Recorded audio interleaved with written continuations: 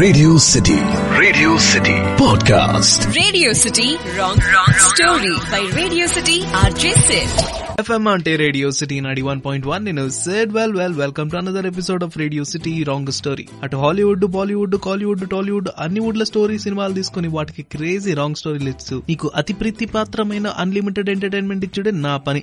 అట్లా ఇవాళ మనం మాట్లాడుతున్నది నల్లూరులో ఒక చిన్న గ్రామంలో honest sub inspector of police మామూలుగా వాట్సాప్ లో 100కు 3 టీ-షర్ట్లు కొని కోటిలో ఒక అద్దాలు వేసుకుని ఓ పెద్ద మాల్ మీద నిలబడి బాడికి తెచ్చుకున్న కెమెరాతో ఫోటో దిగి దాని కాస్త ఇంకొంచెం ఫోటోషాప్ చేసి ఎడిట్ చేసి వాట్సాప్ లో పెట్టి మా లైఫ్ మా రూల్స్ అని పెట్టి ఆ టైప్ స్టేటస్ కాకుండా మన దొరై సింగం కి డిపార్ట్మెంట్ స్టోర్ పెట్టుకున్న నాన్న సుందర పాండికి మొత్తం ఊర్లంతా ఒక రేంజ్ లో స్టేటస్ ఉంటది, రెస్పెక్ట్ ఉంటది. మన సింగం కేమో ఫ్యామిలీ బిజినెస్ కదా, నేను కూడా డిపార్ట్మెంట్ స్టోర్ లోనే పని చేసుకుంటే కంటిన్యూ అయిపోతానే ఆశ.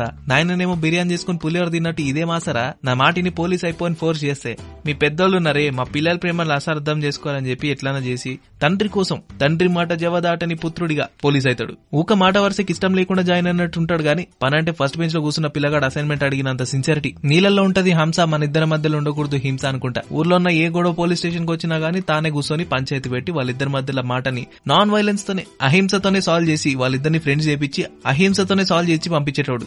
జనాలకు అందుకే ఆ రేంజ్ లో మర్యాద.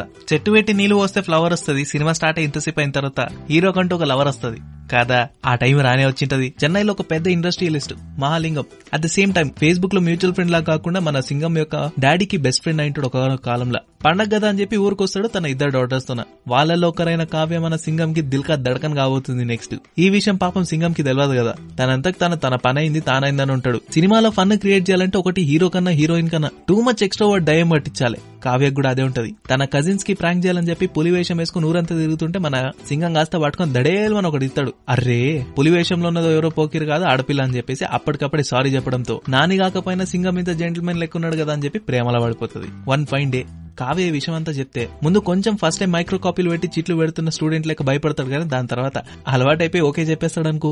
బిర్యానీలో టేస్ట్ పెంచాలంటే రైతా కావాలి, సినిమాలో ట్విస్ట్ రావాలంటే విలన్ రావాలి. ఎగ్జాక్ట్లీ ఇక్కడ విలన్ ఎంట్రీ ఇస్తాడు. సింగం కి విలన్ మైల్ కి ఏమాత్రం సంబంధం లేకపోయినా కానీ నుదుటి రాత వాళ్ళిద్దరిని ఒక రూపంలో కలుపుతుంది. విలన్ గాడేమో ఎవరెవరైతే మంచిగా పైసలు సంపాదించుకుని ఉంటారో వాళ్ళందరినీ ఇన్కమ్ ట్యాక్స్ వాళ్ళకి ఇన్ఫార్మ్ చేస్తూ వాళ్ళ రూపంలో బ్లాక్ మెయిల్ చేస్తూ పిల్లల్ని కిడ్నాప్ చేస్తూ డబ్బులు సంపాదించి పెద్దోడైతుంటాడు. చెన్నైలో జరుగుతున్న ఈ విషయం నల్లూరులో ఏమాత్రం సంబంధం ఉండదు కానీ అక్కడ ఒక ల్యాండ్ కబ్జా విషయంలో తనని ప్రతిరోజు వచ్చి నల్లూరులో ఒక స్టేషన్ లో సైన్ చేసే పని పడుతుంది. మనోడ ఆల్రెడీ మాఫియాలో గట్టి ఉన్నాడు, అందుకని లోకల్లో ఉన్న తన స్పూన్స్ ని పంపిస్తాడు సైన్ చేయమని చెప్పి. మన సింగం సిన్సియర్ పోలీస్ ఆఫీసర్ కదా, అది ఒప్పుకోడు. లొల్లి చేసి పెంట చేసి మైల్నే స్టేషన్ దాకా వచ్చేలాగా చేస్తాడు. దీనికి సర్రమని కోపం కపాలని చేరుతుంది మన మైల్ కి. ఉండ్రబ్బాయి నీ ఊరని నువ్వు నీలుగుతున్నావు కదా, నా మాఫియా కవరేజ్ లో నిన్ను పెట్టుకుంటా, నిన్ను అనగదొక్కి నిన్న నా రివెంజ్ తీసుకుంటా అని చెప్పి ఊరికి ట్రాన్స్ఫర్ చేయించుకుంటాడు చెన్నైకి. నిన్ను అనగదొక్కి నిన్న నా రివెంజ్ తీసుకుంటా అని చెప్పి ఊరికి ట్రాన్స్ఫర్ చేయించుకుంటాడు చెన్నైకి. ఈ విషయం ఏది తెలియక మన సింగం వచ్చేసి హ్యాపీగా చెన్నైకి ట్రాన్స్ఫర్ అయింది కదా, ఇంకా సిన్సియర్ గా పనిచేసి ప్రమోషన్ తీసుకోవాలా, మంచి పని చేయాలా, మంచి సర్వీస్ చేయాలని ఆలోచనలో ఉంటాడు. కానీ తనతో పనిచేసే coworker sub inspector Ravi మైల్ చేసే క్రైమ్స్ అని తెలిసినా కానీ చట్టపరంగా ఏ రుజువులు లేకపోవడంతో చేతులు కట్టేసుకుంటుంటాడు. ఎందుకంటే ఏసీపీ రాజేంద్రన్ సింగం యొక్క సీనియర్ ఎవరైతే ఉన్నారో ఆయన మైల్ ఎట్లాంటి క్రిమినల్ పనులు చేసుకుంటున్నా గానీ చేప కింద నీరులాగా ఆ ఎవిడెన్స్ అన్ని దాపెడుతుంటాడు. మన సింగమ్మ ఫస్ట్ బెంచ్ స్టూడెంట్ లెక్క నిప్పు నిజాయితీ కలిసినోడు. రాజేంద్రన్ ఎప్పటికప్పుడు వార్నింగ్ ఇస్తుంటాడు, ఇగో చూడు మైల్ జోలికి ఓకు నీకే ప్రాబ్లం వస్తుంది అని చెప్పి. ఇక మనోడు విలన్ అనిపించుకున్న తర్వాత టార్చర్ చేయకుండా ఉంటే తాను విలన్ ఎందుకు అవుతాడు, అట్లనే చేస్తాడు. సింగంకి ఈ విషయాలన్నీ తట్టుకోలేక ఇవన్నీ అవమానాలన్నీ తట్టుకుని నేను ఎందుకు పని చేయాలి, ఊరుకోత మంచిగా మా డాడీ లెక్క కిరాణం దుకాణం పెట్టుకుని మంచిగా లాభాలు తెచ్చుకొని సెటిల్ అయిపోతా అనుకుంటాడు.